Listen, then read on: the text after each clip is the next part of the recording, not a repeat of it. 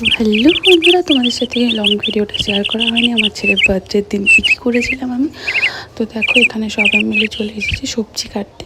তো আমার শ্বশুরমশাই উনি রান্না করছেন। এখানে দেখো প্রায় অনেক কিছুই ভাজা হয়ে গিয়েছে।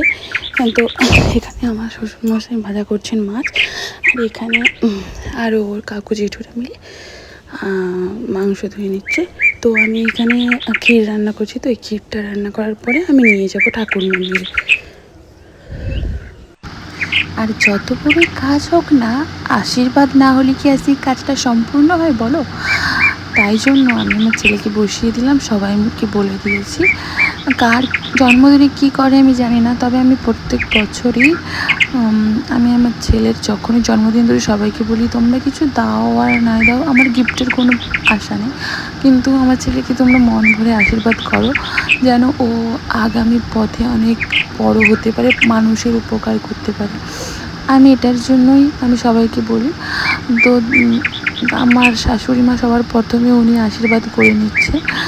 তো আমাদের এখানে নিয়ম আছে 5 বছরের আগে বাচ্চার জন্মদিন ধরা যায় না।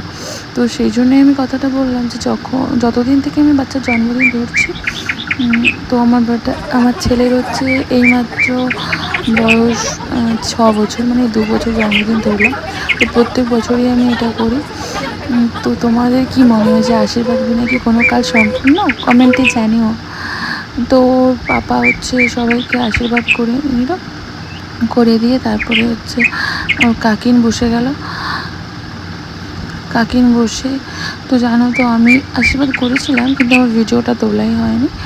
তো সেটা বাদ দাও। তো কাকিনের আশীর্বাদ হয়ে যাওয়ার পরে আমার এটা বড় যা, তো ওদের এটা জেঠিমা, তো জেম্মা বসে জেম্মা ওদেরকে আশীর্বাদ করে দিল।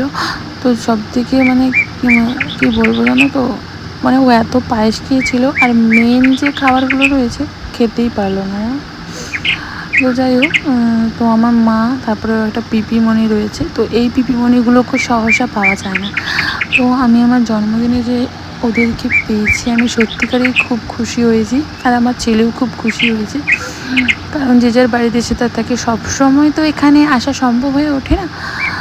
তো তারপর পিপিমণি আশীর্বাদ করার পরে এটা হচ্ছে আমার ছোট ভাই। তো আমার বড়ো ভাই আসতে পারেনি কোনো কারণে। তো আমার ছোটো ভাই সে আশীর্বাদ করে নিচ্ছে। এবার এত পরিমাণ গরম লাগছে, তো সবাই বলছে ফ্যান অন করো। তো প্রদীপ জ্বলছে, ফ্যান অন করা তো যাবে না, কারণ ফ্যান অন করলে প্রদীপটা নিভে যাবে। তো তারপরে সবাই একে একে আরও জেঠিমারা সব আশীর্বাদ করার পরে তারপরে চলে গেলাম কেকের দিকে। তো দেখো কেক কাটা চলছে। তো এই কেকটা আমার ছেলের জন্য এনেছিলাম আগের বছরে, তোমরা দেখিয়েছো যে আগের বছরের কেকটা কীরকম হয়েছিল।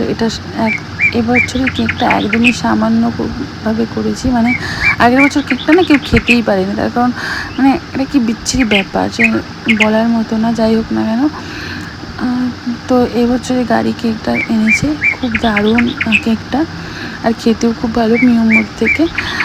তোমার ছেলেরও খুব পছন্দ হয়েছে। তো এই দেখো, আর এরা যা করে দুই ভাইয়েই করে, তার কারণ এদেরকে এটাই শেখানো হয়েছে যে তোরা কাকু বা জেঠুর ছেলে না, তোরা দুই ভাই। তো তাই জন্য এরা যখনই যাই করে একসাথেই করে, আর একসাথেই আমি শিখিয়েছি। তার কারণ এটা না শুনতে বা দেখতে দুটোই খুব ভালো লাগে। আমি জানি না 8-5টা বাড়িতে কী করা হয়, তো আমার খুব ভালো লাগে যে এরা দুজনকে দুই ভাই মনে করে, এটা না যে ও কাকুর ছেলে বা ও জেঠুর ছেলে। তো দেখো এবারে আমি কী করেছি, আমার ছেলেকে দিয়ে কেক কাটানোর পরে তারপরে ও বলছে আমিও কাটবো, না কাট বলে দুজনকে কেক কাটিয়ে দেওয়ার পরে তারপরে এবারে চলে গেলাম মেন কোর্সে। তো সবাই একটু মাখামাখি কেক করে নিল। কেক মাখামাখি করার পরে দেখো আমার ছেলেকে সবাই ভূত করে দিয়েছে একদম। তো তারপরে চলে গেলাম আমরা মেন মেনুতে। তো অনেকেই এসেছিলো, এই দেখো। তো সবাই খাওয়া দাওয়াতে বসে গিয়েছে। তো ভিডিওটা আজকের মতো এইটুকুই। সবাই ভালো থেকো, সুস্থ থেকো। ভিডিওটা কেমন লাগলো অবশ্যই কমেন্টে জানিও, আর এইরকম ভিডিও পেতে লাইক সাবস্ক্রাইব করতে তোমরা ভুলো না। সবাই সুস্থ থেকো। আজকের মতো টাটা।